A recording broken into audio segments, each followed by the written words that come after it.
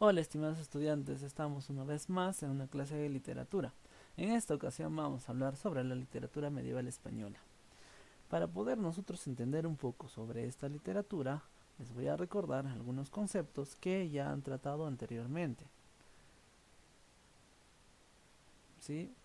Primero, vamos a definir qué es la literatura medieval española. Es el periodo de la literatura española que representa una visión teocentrista o teocéntrica y nacionalista, y que se desarrolló aproximadamente entre los siglos 13 y 15. Como ustedes pueden ver en el gráfico, tenemos pues a un caballero por ahí y luego tenemos también a sacerdotes en un monasterio, ¿no? Que son imágenes representativas que justamente nos van a decir mucho sobre la época.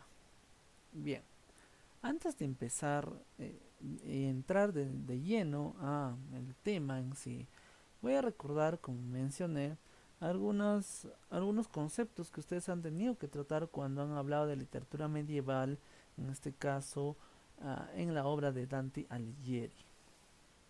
Bien, ustedes habrán visto un cuadro de este tipo, ¿sí? Donde eh, se explica de manera detallada cómo es que se da la literatura medieval.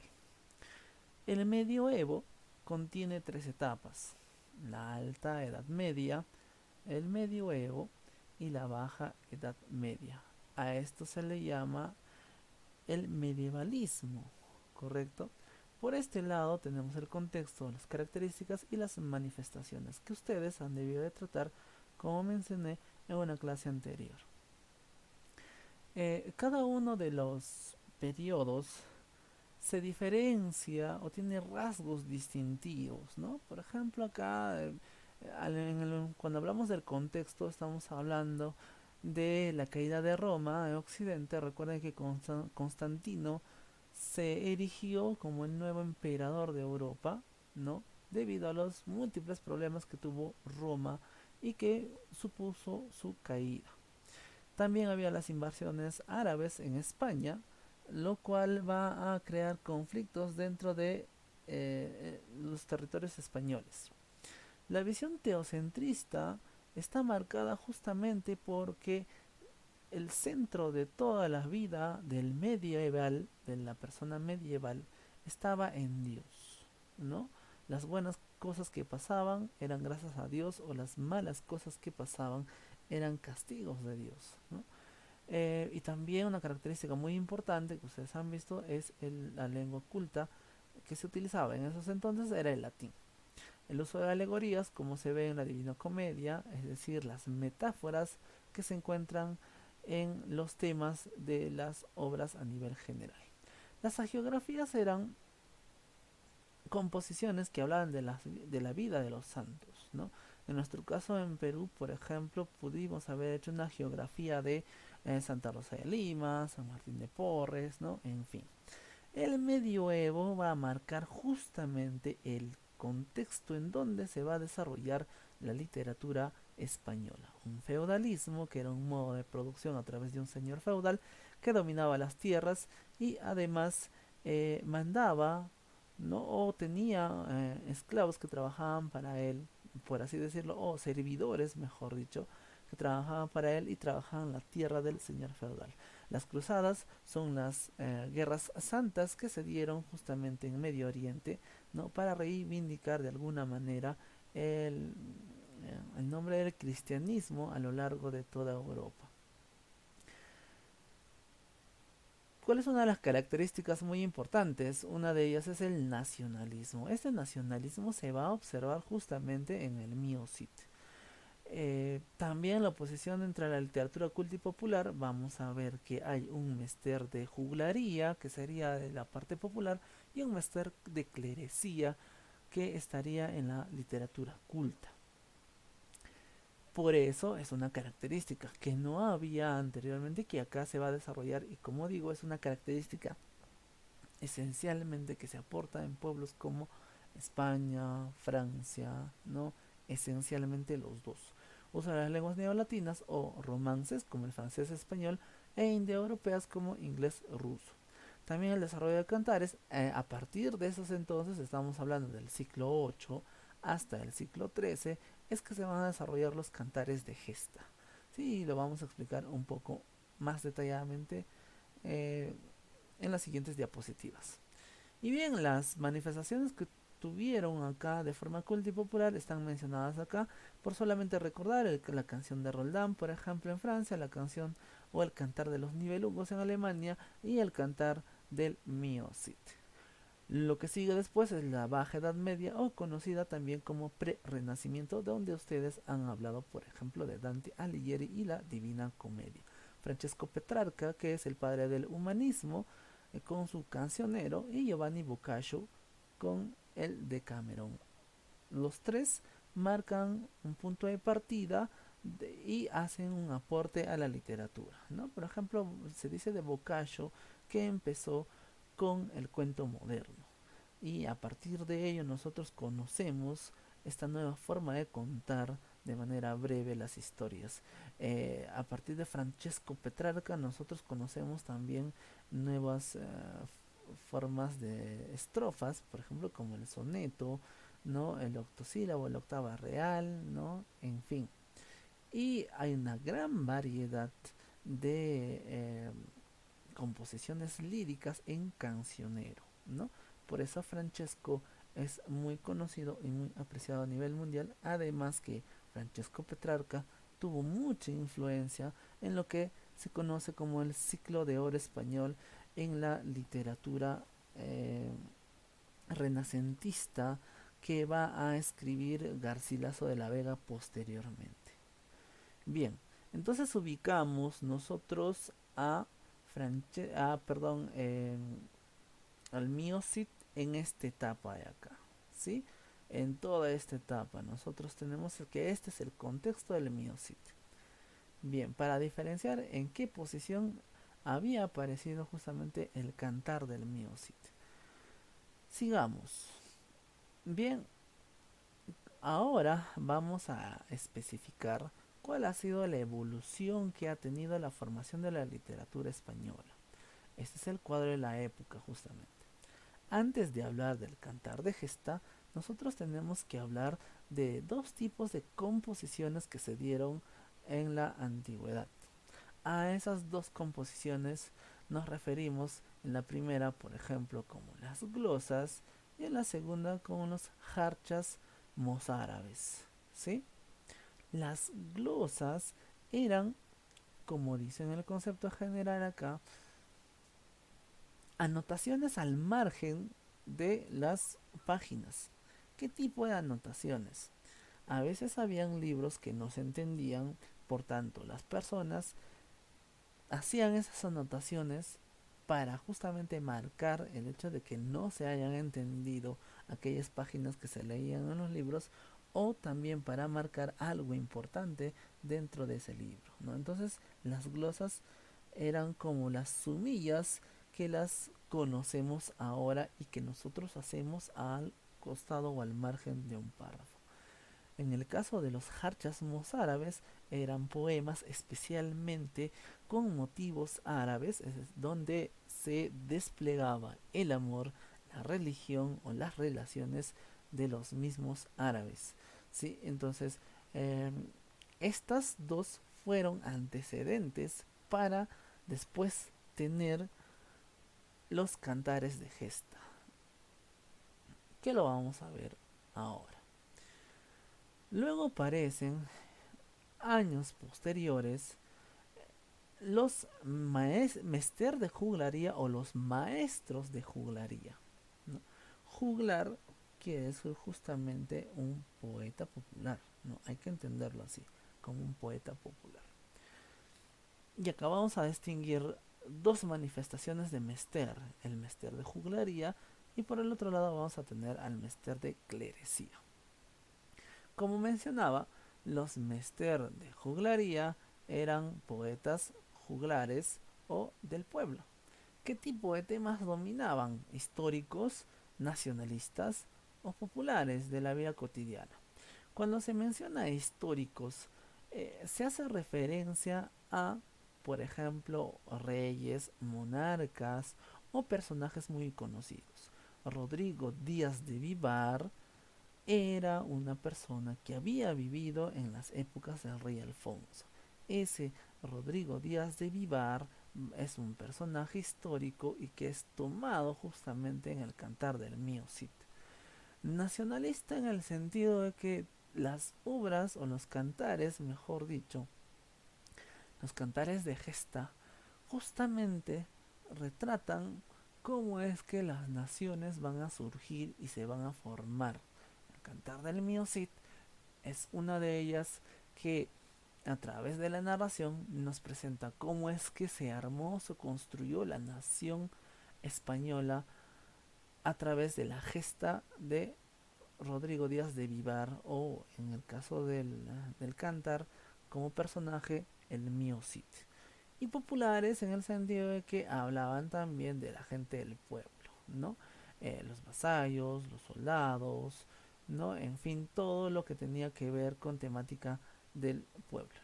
La métrica es irregular porque los versos no mantienen la misma cantidad eh, de sílabas, ya por eso es irregular y lo vamos a explicar más adelante.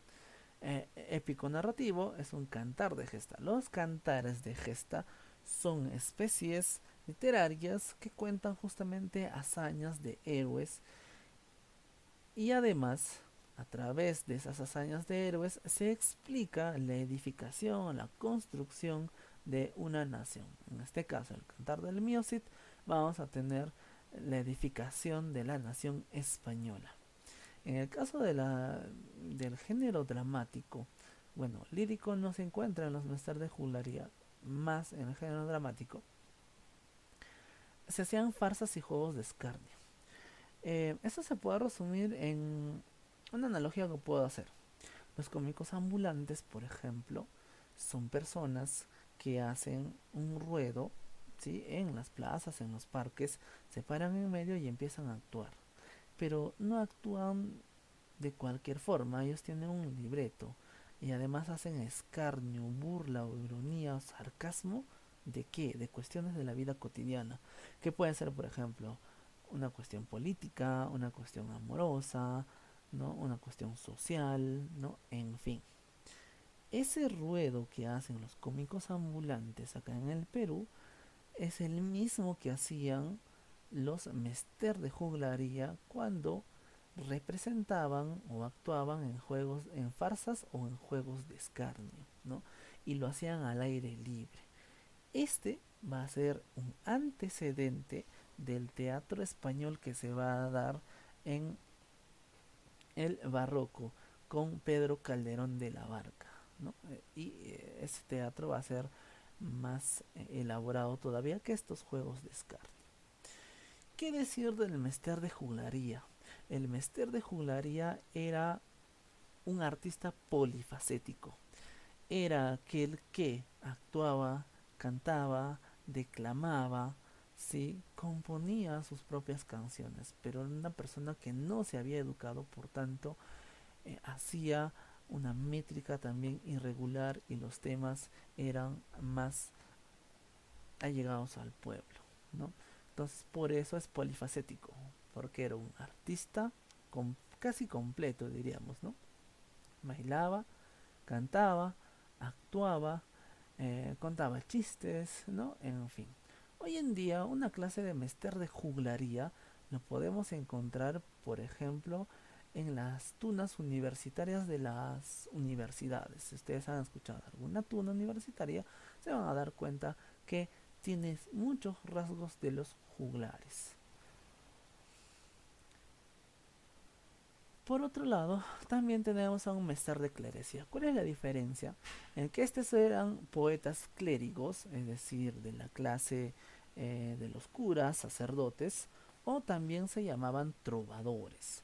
Estos poetas eran más cultos y además eran más educados.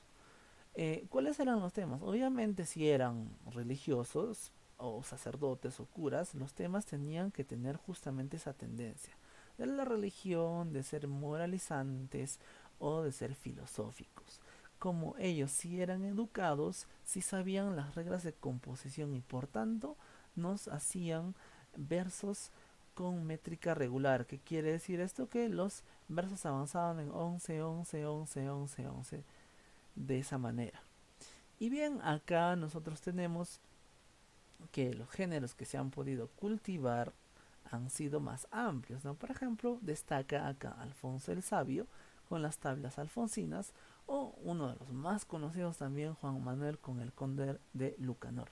En el aspecto lírico tenemos a Gonzalo de Berceo, ¿no? Y Arcipreste de Ita con el libro del Buen Amor, donde hay refranes, hay todo tipo de historia acá, credos, ¿no? Que justamente van a hablar del amor de forma general y sobre todo el amor fraternal y el amor de una pareja a otra. En el estilo autosacramental, también estos autosacramentales van a ser antecedentes de la literatura teatral que va a venir después con Calderón de la Barca. Justamente Calderón de la Barca va a impulsar el autosacramental, que eran eh, piezas teatrales pequeñas donde se escenificaba vidas de personajes religiosos importantes, ¿no? Sobre todo del cristianismo.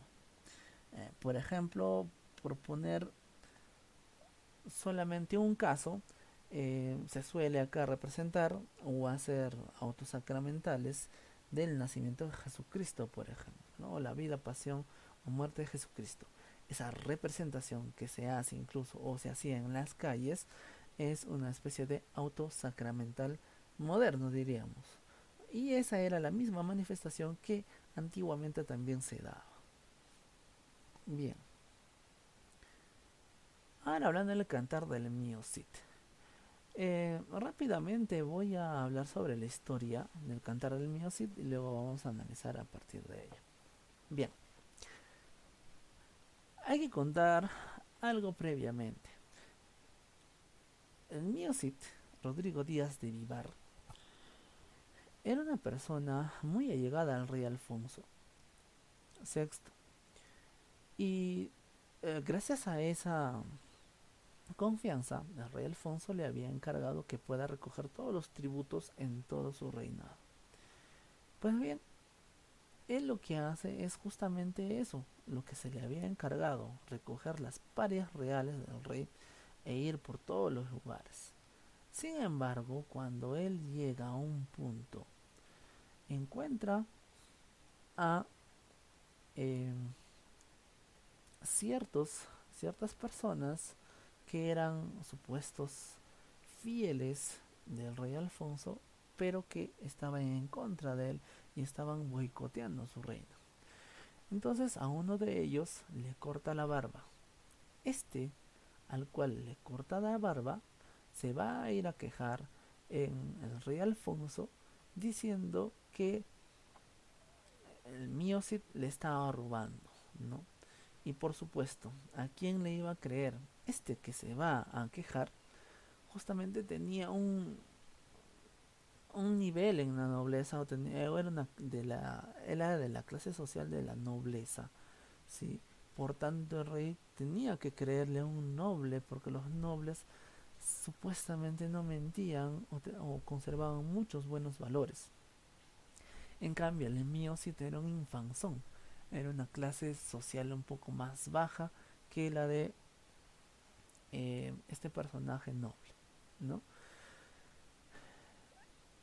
Entonces sucede que, bueno, el rey Alfonso le cree a este noble y el mío sí tiene que ser expulsado. Es expulsado, se va sin antes dejar a su familia en San Pedro de Cardeña, ¿no? Con el abad Sancho, deja a su esposa y a sus dos hijas y se va. Pero se va con la convicción de que quiere recuperar la confianza del rey. Entonces, ¿qué hace? Primero conquista Castejón, luego Alcócer y va eh, conquistando más ciudades o reconquistando también más ciudades, ¿no? Tébar derrota, por ejemplo, en la batalla de Tébar a Remont, ¿no? Y hace todo lo posible para que el rey Alfonso pueda confiar en él. Dentro de todo estas batallas que va a librar, siempre el Miocid va a tener un botín y ese botín es el que le va a dar justamente al rey Alfonso para que sea prueba de sea prueba de confianza y también sea prueba de la lealtad que le tiene el, el Miocid al rey Alfonso. Bien, entonces hasta ahí te estaríamos terminando, por ejemplo, con el cantar del destierro, que es el primer cantar. En el segundo cantar, eh, el Cid se dirige a Valencia, ¿no? Para recuperar este espacio que estaba eh, invadido por los moros o los árabes, ¿no? Y logra conquistar la ciudad y poner ahí a un sacerdote, ¿no? Como una señal de que ellos estaban dominando. Entonces, bueno, le mandan más regalos todavía al rey para que pueda acceder justamente pues a la confianza y a la lealtad, ¿no? Y bien, el rey a- le pide a el Miocid que se puedan entrevistar porque le tenía una oferta. ¿Cuál era la oferta? Que los infantes de Carrión querían casarse con sus hijas. Entonces el Cid en un inicio no quería aceptar esas bodas, pero como era la exigencia de su rey, lo acepta, ¿no? Y en esas bodas justamente se van a casar sus hijas Elvira y Sol con los infantes de Carrión. Estas bodas se van a celebrar 15 días. Y luego vamos a tener acá la afrenta de Corpes. Los infantes de Carrón muestran su cobardía, ya que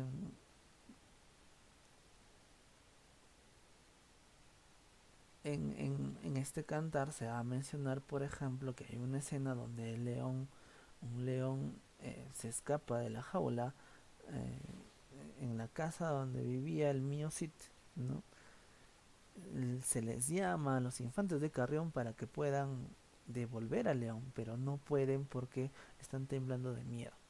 Entonces, ¿qué sucede? Sucede que sale el Miocid y el Miocid sí es capaz de devolver al león. Por tanto, estos dos infantes de Carrión se van a quedar en vergüenza o van a quedar en ridículo por no haber probado su valentía. A partir de ese entonces, ellos van a, de alguna manera, buscar una venganza, no solamente por esta escena, sino también por toda la fama que estaba ganando el mío Cid y que era muy aplaudido y ellos no lo eran, ¿no? Cada vez encontraban más deshonra cada vez que el mío Cid hacía algo valiente. Sucede también que se habían ido a enfrentar al rey Búcar de Marruecos, los infantes de Carrión junto con el ejército del Cid, pero estos dos infantes no sabían pelear, ¿no? A tal punto que Pedro Bermúdez salva a Fernando de Carrión de la muerte, ¿no? Le corta con una espada al enemigo que justamente iba a atravesar a Fernando de Carrión. Claro, ninguno de los vasallos del Cid sabía de eso, solamente lo sabía Pedro Bermúdez y algunos que habían visto. Pero posteriormente se estaban burlando porque otra vez ellos no habían demostrado que eran unos infantes valientes, ¿no? Entonces, con toda esa humillación, es que ellos van a emprender un viaje justamente con sus esposas y a medio camino, en el Robledal de Corpes, van a dejar a las dos hijas del Cid desnudas y golpeadas, ¿no? Y azotadas. El Cid se va a enterar de que sus hijas no están, en que se habían ido con sus esposos de manera inesperada y van a ir en su búsqueda hasta que las encuentran a las dos golpeadas y bajadas, y por segunda vez el Cid ha sido deshonrado y él pide justicia ante la corte del rey.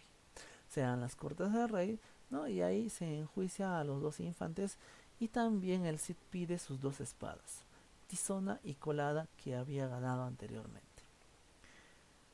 Y bueno, el Cid manda a algunos representantes a que se puedan batir en duelo con los infantes de Carrión. Estos son Pedro Bermúdez y Martín Antolínez. Los retan y los terminan ganando a los dos, ¿no? Que mueren y también mueren deshonrados, ¿no? Eh, Se anulan esas bodas y posteriormente, pues, para buena suerte, habría que decirlo, del mío Cid, eh, llegaron dos príncipes, ¿no? Los príncipes o los infantes de Navarra y Aragón, que van a pedir las manos de las hijas del mío Cid, por lo cual el Cid va a recuperar su honra por segunda vez. Entonces recordamos acá, la primera eh, situación de deshonra fue cuando el rey Alfonso lo expulsa o lo destierra, ¿no? Al no creerle por la calumnia de este noble.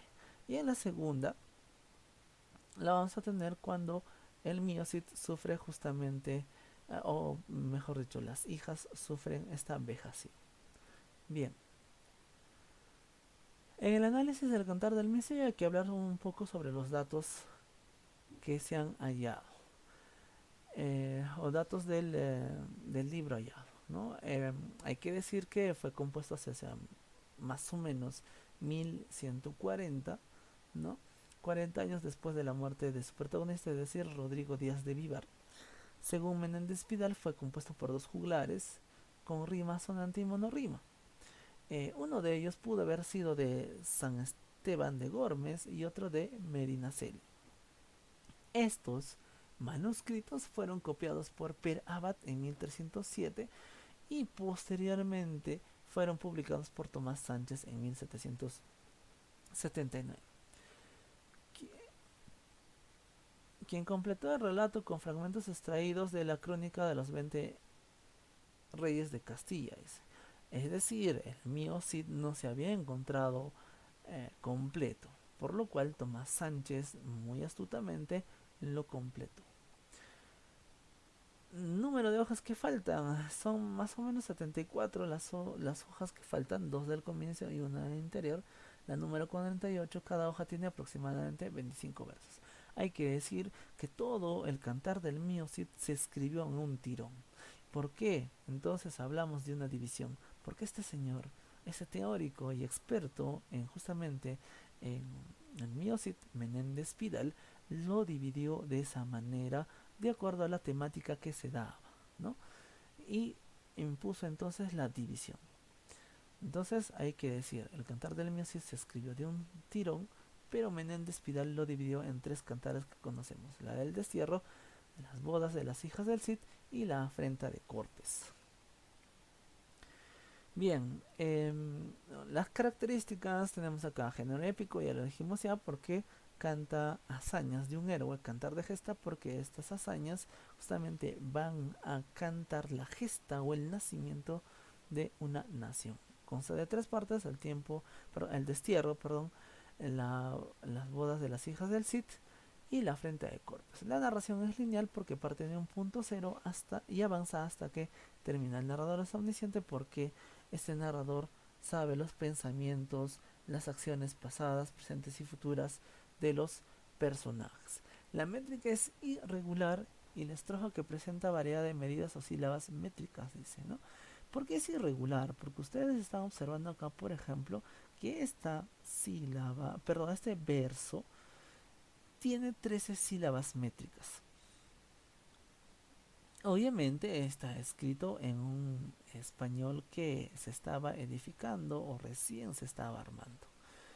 La primera tiene 13, la segunda tiene 16, la siguiente tiene 12 y la última tiene 15.